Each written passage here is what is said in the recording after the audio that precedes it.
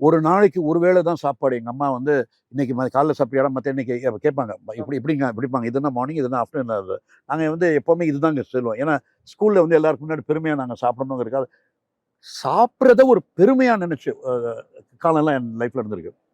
அப்போ நான் பட்ட மிகப்பெரிய அவமானம் என்னென்னா, ஹுசைனி ஒரு காலகட்டத்தில் இப்போ மத்தியானம் சாப்பிடலன்னா நானும் என் தம்பி என்ன பண்ணுவோன்னா, பக்கத்தில் மரத்துக்கு போயிட்டு எம்டி டிஃபன் பாக்ஸ் வச்சு ஓப்பன் பண்ணி அங்கே சாப்பிட்ற மாதிரி நடித்து சும்மா கை கழுத்து வந்துடுவோம்.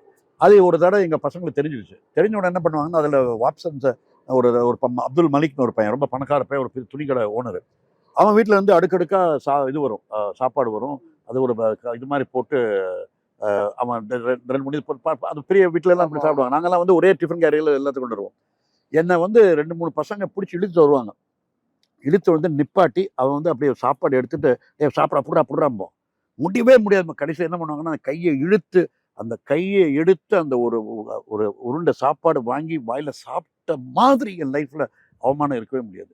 ஒரு மனிதனுக்கு சாப்பாடு இல்லை, யாராவது சாப்பாடு ஃபோர்ஸ் பண்ணி கொடுக்க சாப்பிட்றான்னு, அவனுக்கு பணம் இருந்தால் அது ஒன்றும் இல்லை. ஆனால் உண்மையிலே அவனுக்கு பசிச்சு எல்லாருமே வந்து பரிதாபப்பட்டு அவனுக்கு சாப்பாடு கொடுத்துட்டு அதை சாப்பிடணுங்கிறது மாதிரி ஒரு அவமானம் உலகத்தில் இருக்க முடியாது. ஸோ அந்த அவமானத்தை தாண்டி நான் வந்திருக்கேன்.